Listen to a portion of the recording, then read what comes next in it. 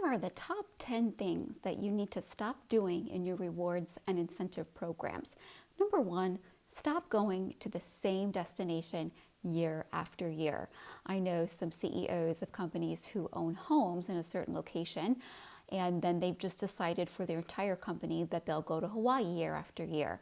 And really the same destination, unless you have a high turnover or attrition rate within your company in the course of a year, going to the same destination year after year quickly becomes irrelevant and non-motivational because it's the same old, and people are always looking for new experience. It's 2020, we're in the experience economy, and it's all experiences are everything. Number two, stop going to all-inclusives where it's just, I'm hearing more and more generations refer to all-inclusive resorts as alcohol travel culture. And so the younger generations are not as interested in another day on the beach with a beer where the day is just much like the day before. And again, it's same old. It's all about, again, experiences.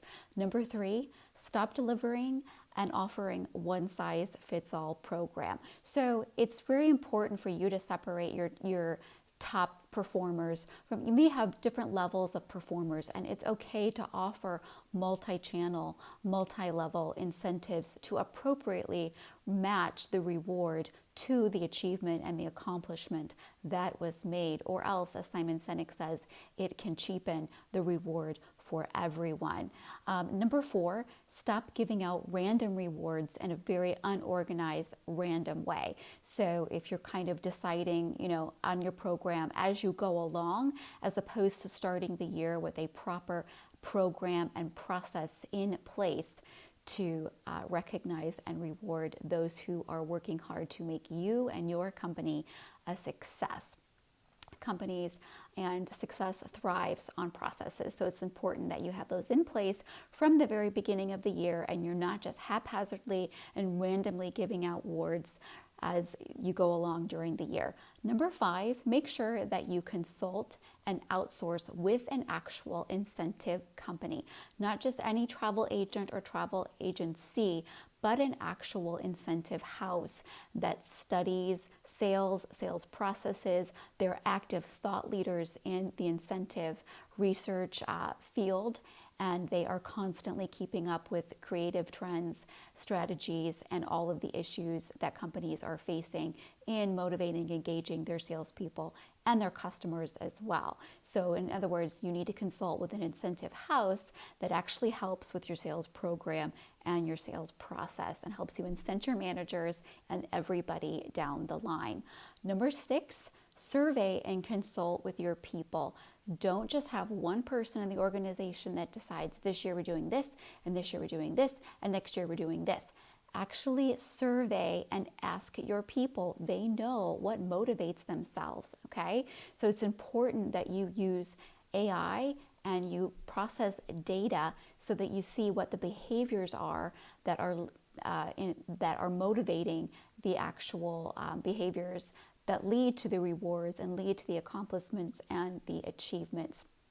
Number seven, personalize your rewards in the experience economy. So when you go to a resort, it's not just congratulations, we'll see you at the opening and closing banquet. Other than that, we brought you here to this place, this is your reward, go to the beach, whatever. No, there needs to be a program in place on the actual site where participants can choose their own track and their own activities and things that they want to do based on their own hobbies and things that they like to do, whether it's culinary pursuits, painting, art, wine, whatever the case may be. They need to have the ability to be able to choose their own individual incentive plan.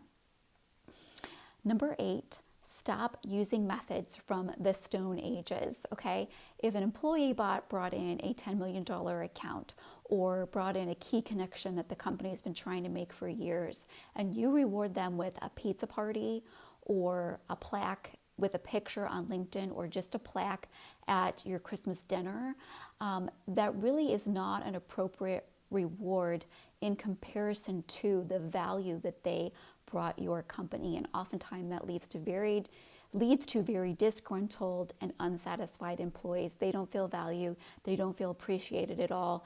$10 million deal that they just brought, $1 million deal, whatever. And you're, as the CEO or whomever, the C-suite, you're off building your 35,000 square foot mansion, buying a fancy car, and your employee gets a pizza party. That is a surefire way to earn really bad reviews online, and really that's not part of a winning corporate culture at all. I believe we would probably refer to that as corporate greed. And number 10, this is very important, stop pretending that technology, that's number 9, stop pretending that technology does not exist. If you're not using some kind of trip app where participants can collect points, choose a game avatar, and you're incorporating gamification, the sky is really the limit as far as technology is concerned. And the younger generations, the pressure is on. They expect technology to be incorporated in almost every aspect of their job. And that's why they're flocking to these top 10 tech companies, is because that draws them, it appeals to them. That's their generation. They've been using iPads since they were 2 years old, maybe before. But anyway, stop pretending that technology, AI, and data analyzation doesn't exist. You need that to monitor and track what has actually motivated people so that you can predict what your next level of rewards and incentives need to be in order to predict the outcomes that you want. In other words, it's not a shot in the dark. It goes back to it's not being random, but it's actually you have a process and a plan set in place to be able to predict and the outcomes that you want, okay? And then number 10, stop doing everything in-house. This goes back to the 80-20 rule. I know lots of people who say, well, my corporate event planner does this.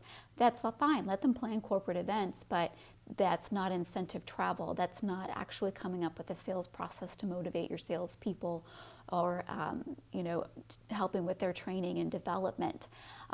Again, going back to the 80-20 rule, you need to be outsourcing the 80% of things that can be outsourced or automated and focused on the top 20% that make you good at what you do, that make you a good employee, that make you a good entrepreneur, because the top 20% is where the money is made. So you need to stay focused as an organization, as an individual, on revenue operations. So bringing in that money and outsource to other professionals, other consultants, other thought leaders, the 80% of things that need to be outsourced and automated. So those are my top 10 things that you need to stop doing in your rewards and recognition program. And it's really not just a rewards and recognition program.